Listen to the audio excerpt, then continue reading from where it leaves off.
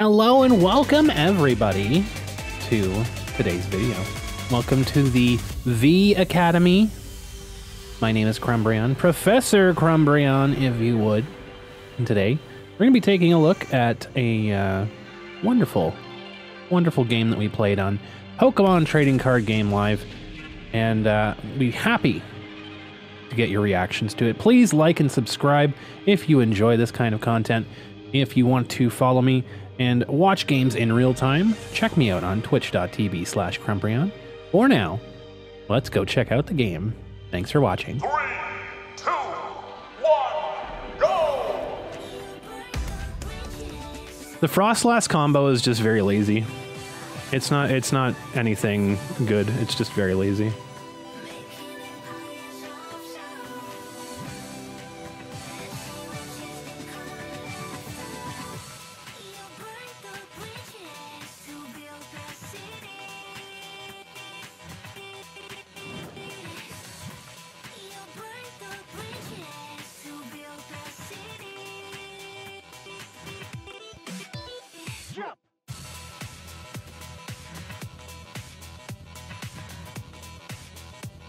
Actually, no, because we need the... Yeah, we need the Rotom to grab the Hootoots. Or to grab the thingies. It's only during the first turn anyways, so yeah, it's gotta be this.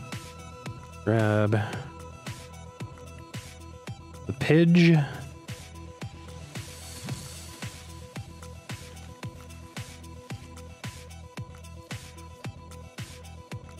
So next turn will be decent, but not super crazy yet.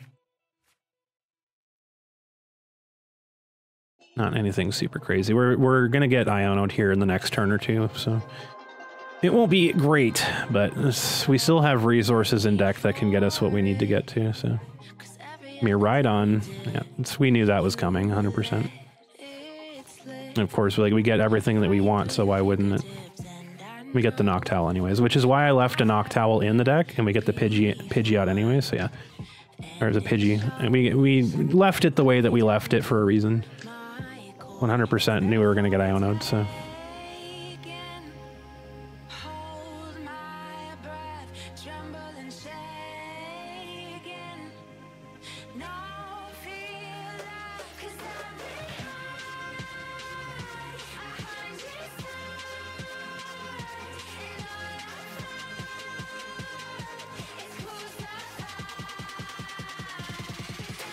At least if Terapagos gets knocked out, we do have a second one, but it wouldn't be ideal. Well, they're going to play under depths anyway, so that's good.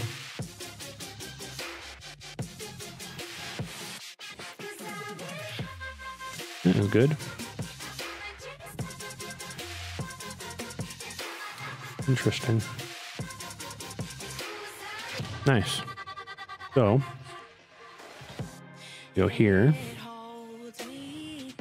They won't give us Underdepth, so we're going to have to play it. Unfortunately. We need it, so...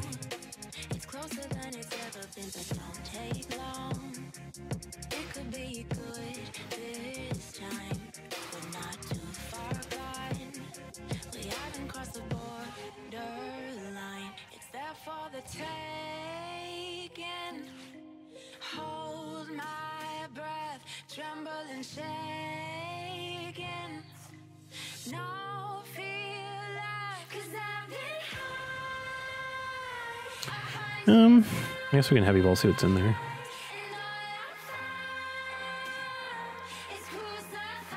Ultra Ball, Night Stretcher, and Buddy Poff, that's fine. We could do that now. I don't think it's worth doing that now, though. Because we just save that for a Noctowl next turn. Because they can't knock out two Hootoots.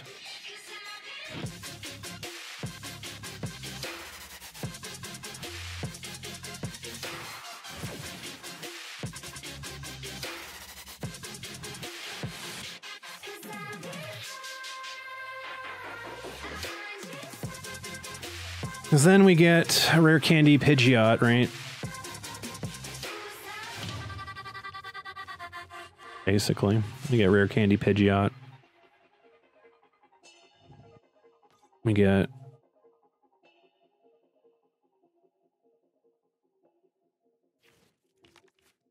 interesting that you would grab Iono. Very curious.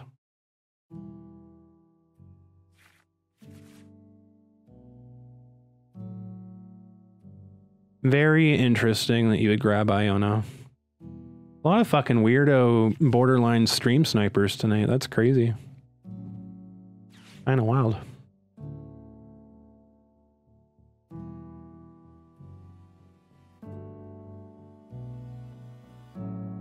So we just have to knock out the Mewtwo.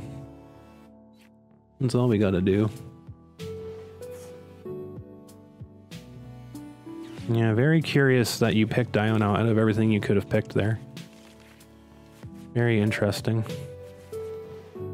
Why did it show 2 Thorntons? That's weird.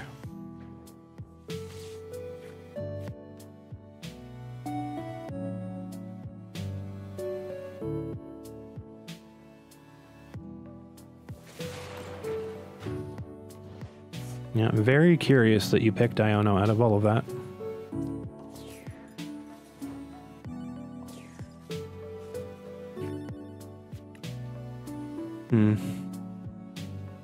We're doing 190. We're doing max 220, but if we'd have to Thornton. Get that play off, and we can't do it without the Noctowl. So it might be just a counter catcher moment, or it might just be an Iono moment here. Don't necessarily need this either right now. But we can do 220. Who do we want to knock out? Honestly, I guess we could knock out Miraidon. Could be a big one. Regieleki would be an interesting one. I think the Regieleki, right? I'd like to take out the Mewtwo, but this is going to be annoying later on. I guess we just take out the Miraidon because it has energy and it can call more Pokemon, so you'll do it that way.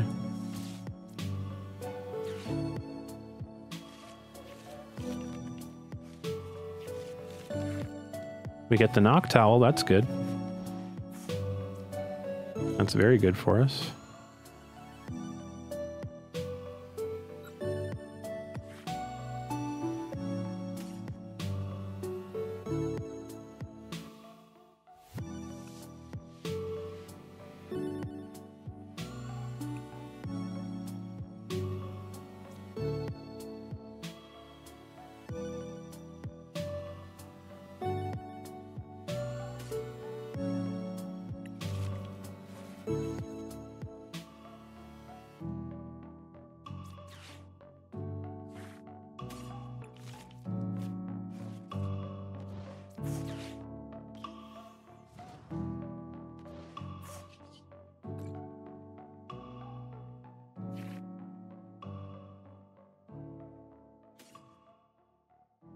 I think it's got to be the Thornton for next turn, because then we could set up a Dusknoir turn next turn.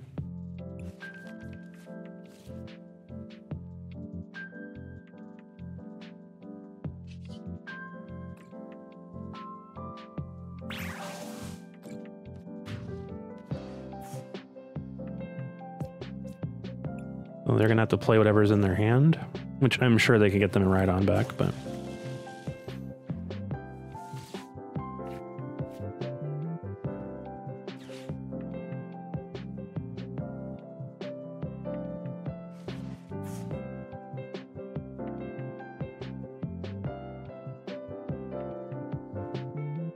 Okay, that's fine. I don't mind the Fezandipiti, that doesn't bother me. That is a nice one to go for.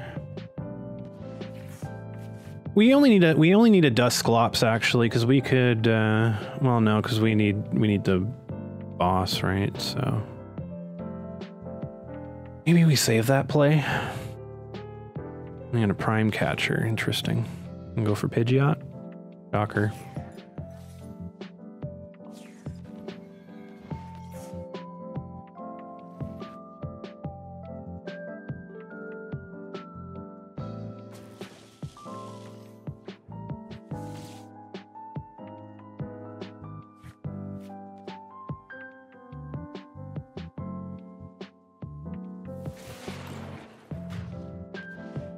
If we really wanted it, we could get Pidgeot back.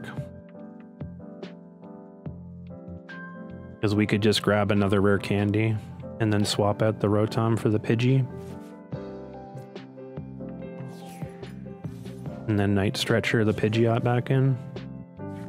Which it's looking like that's probably going to be the play that we do here, actually.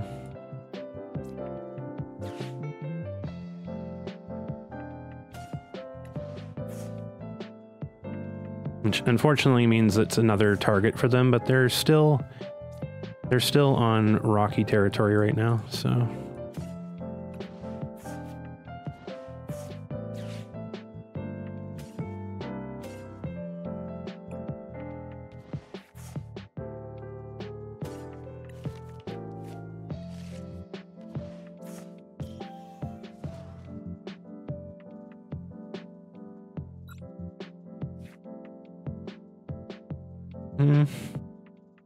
We have 3 prizes.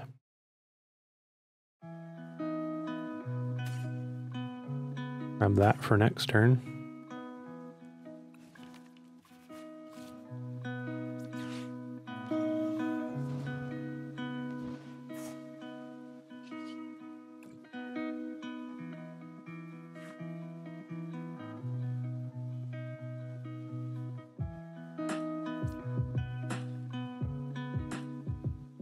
I think it's important we get a Duskull down, though.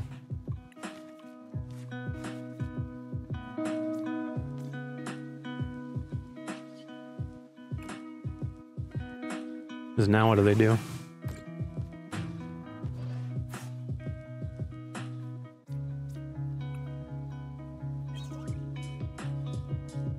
They put up a 1 prizer. We potentially have Briar play next turn. And they keep a single prize in there. I mean, we have bosses to take out anything otherwise, but we'll see how this goes. We're in pretty good spot right now, actually. They have to go through Terapagos here. I mean, they could attack Pidgeot, but then we just have Bear active at that point.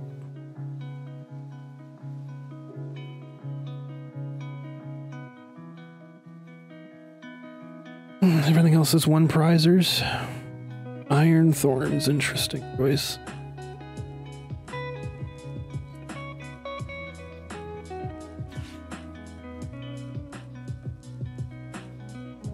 And that doesn't change anything. Yeah, they whiffed on that one. How many generators do they have left? They've attached a generator. They're getting another generator. I don't see what that does, to be honest. I mean, you KO Pidgeot, good for you, I guess.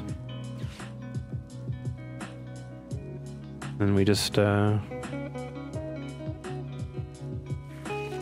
only run 1 counter catcher, though. We played it right.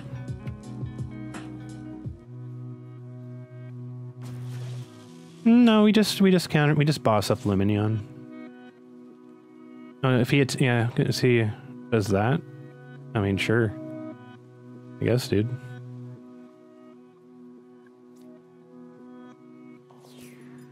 And you take a prize.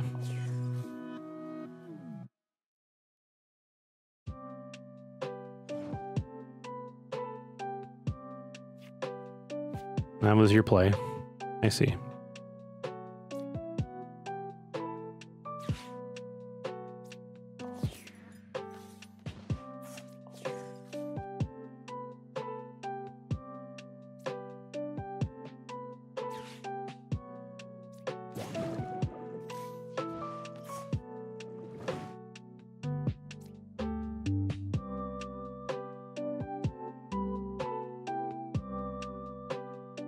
Yeah, if you have a Terra Pokemon when Area Zero Underdepths is out, then you have 8 Pokemon available on your bench. Hello, Okie Dokie, how are you? Weird that they play Iron Thorns in that list, but I guess. Because the idea is to lock me out of my Pidgeot ability, which, again, didn't matter because we had bosses in hand, so we just win. Yeah, good client alert. All we had to do was boss out even if we didn't have like maximum damage, we just bossed out his Zapdos. Then we quick search for Briar. Get out Dusclops, pop Dusclops, play a Briar, KO, win.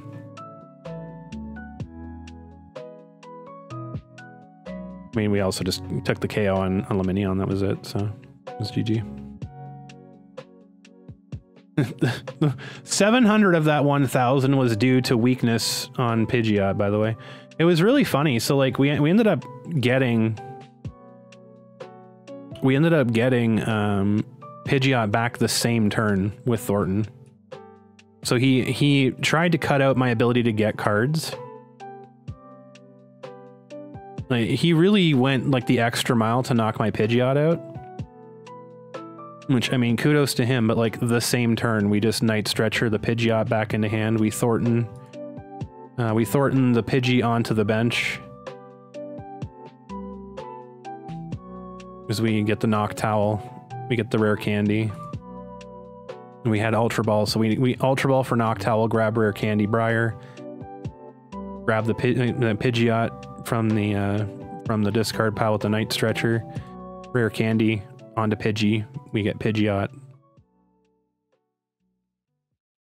We grab the Duskull onto the bench to round out our 220 damage. And then we take care of Miraidon, surprisingly. So here is the thing that actually changed the entire game. They couldn't attack through, and this is literally the difference maker that Deluxe Bomb makes in this deck, actually. So first of all, we had Bouffalants. So we had the Curly Wall taking 60 less damage, right? So Terapagos was taking 60 less damage. And then we have, I'm sure I could have played this differently, but like I don't play this deck that often anyways, but basically, oh my god, basically Terapagos had Deluxe Bomb on it since pretty much the opening of the game. Because we Jewel Seeker, we get Feather Ball, Ultra Ball, that facilitates a Pidgeot because we get the Feather Ball. When did we put that Deluxe Bomb on it? I think it was the first one that we grabbed, right? We get Fan Rotom, we get those, then we get Ionode into it anyways. Which was fine, because the entire reason I didn't grab 2 Noctowls was because of I potentially could get Ionode. Yeah, so then we on our first turn that we played Noctowl, our first Noctowl grabbed us Deluxe Bomb and Area Zero. Because we then had we had to put down a second Hoothoot, and we played Buddy Poffin to get a third Hoothoot and a Pidgey down for the follow-up turn. Because we didn't have space for the Pidgey, because we value putting down, especially, like, I didn't know it was Miraidon, but putting down 2 Bouffalants into Miraidon's good, because then that takes away, so like, we didn't have Area Zero out yet, so minus 60 means that 3 benched Pokemon are just negated from Lightning Rondo. So he has to put out, like, so if I have 5 benched Pokemon, then obviously I'm adding to his damage, but because of the 2 Bouffalants, they're reducing 60, so they're effectively reducing a third benched Pokemon. So having 2 Bouffalants down negates their being on the bench, because they each increase it by 20, but they reduce it by 60. So they actually reduce another Pokemon being on my bench in terms of damage. And so now Raikou is not doing as much damage as it would if I didn't have those Bouffalants. So that was a pretty good play there, because not knowing it was Miraidon, it was a very good play.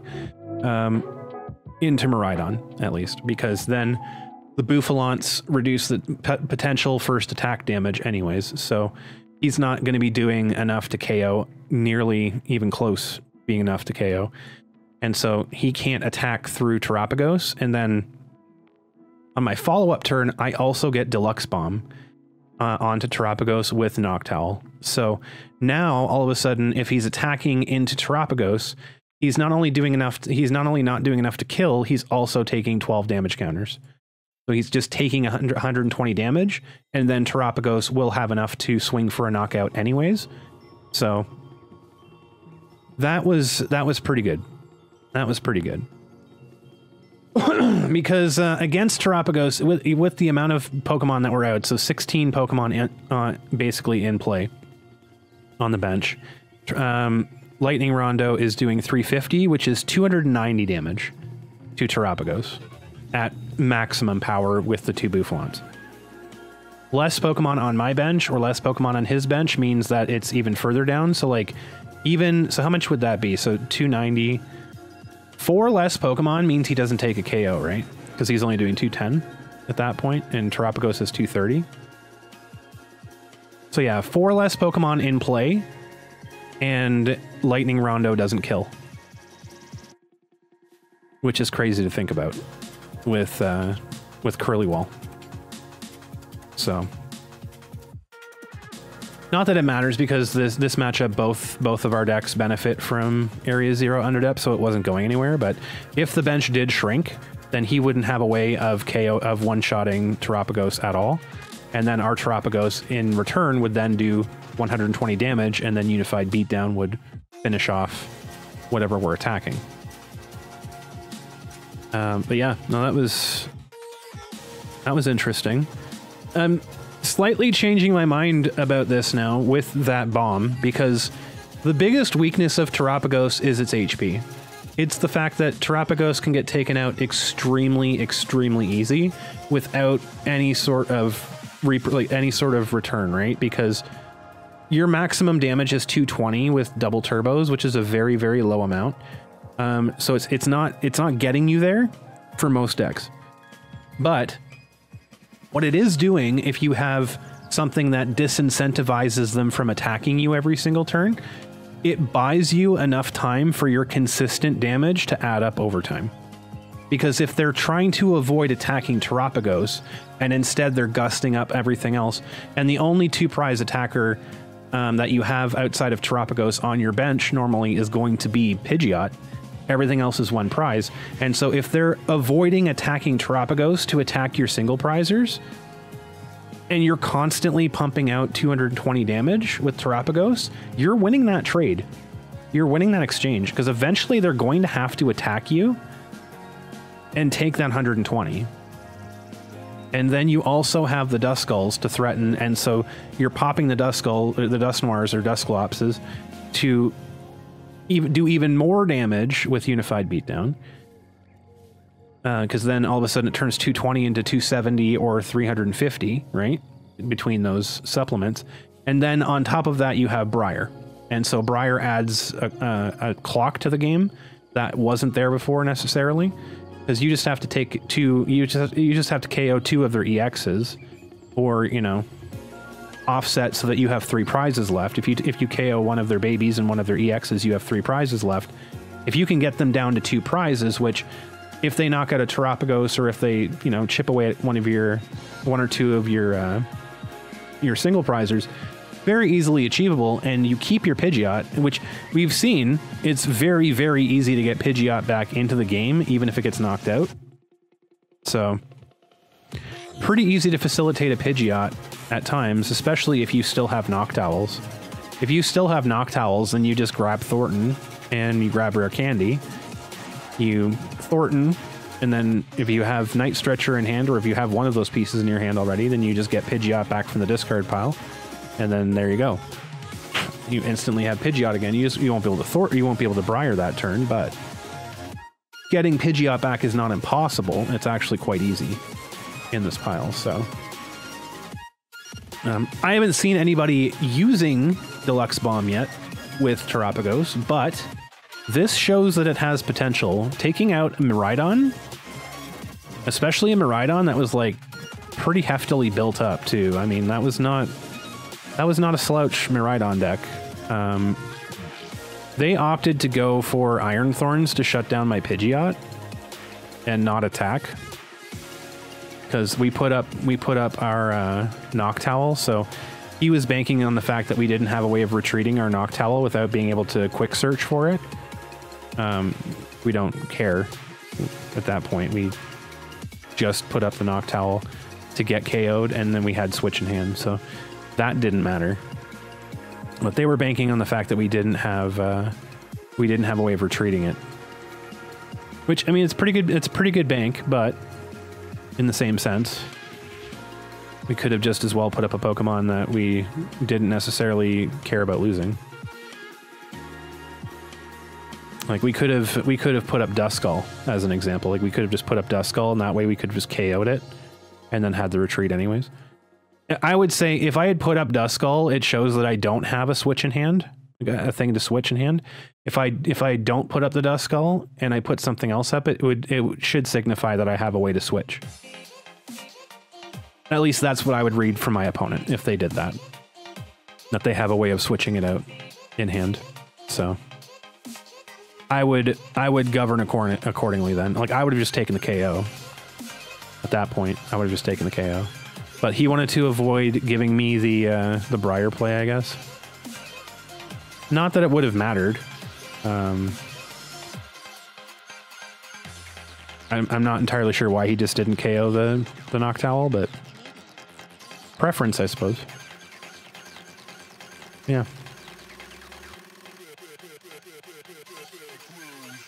Showing off that we had Briar was kind of intentional, because Noctowl, like I could have grabbed Briar with Pidgeot, but this was intentional. This was to show my opponent that I have Briar and make them panic a little bit. So because we could grab whatever we want with Pidgeot, which in turn we grabbed Duskull, but which we ended up playing. Yeah. I would say, out of all of the decks that could play Deluxe Bomb, this is probably one of them. Like, I'm surprised no one has taken it to the turtle yet. Like, no one has gone to the turtle with Deluxe Bomb, because making your opponent not want to knock out Terapagos is kind of a flex. That's kind of good. So, I don't know. Is that the best way to do it? We saw 2 games in a row now that our opponents really, really don't want to attack into Deluxe Bomb, so I'm thinking it might be. And we had a game where we got 2 uses out of Deluxe Bomb, which was, it ended up in 2 KOs. Because they attacked into Terapagos to get the item lock, and then KO'd themselves, and then we got Deluxe Bomb back, and the next turn put it back on Terapagos, and they attacked into it again and knocked themselves out. So again, in situations like that too, it's really, really nice, because you're just doing stuff that you wouldn't be able to do anyways. So, and that's the potential to knock them out on their turn, knock out on your turn, knock them out on their turn again, and knock out on your turn. So that's potential for 4 prizes across 2 turns on a single prize deck. That's pretty good. Or at least set up a KO that you might not otherwise have had without Unified Beatdown. And if the nice part is if you have a way, so like if you have a Noctowl play available and you can evolve to grab Roseanne's, and you grab Roseanne's backup and you have a Pidgeot. So you play Roseanne's backup, you get the Deluxe Bomb back in the turn that it was used before, right? And then attach it right away again, then you have back-to-back turns with Deluxe Bomb. It's really oppressive. It's really, really oppressive.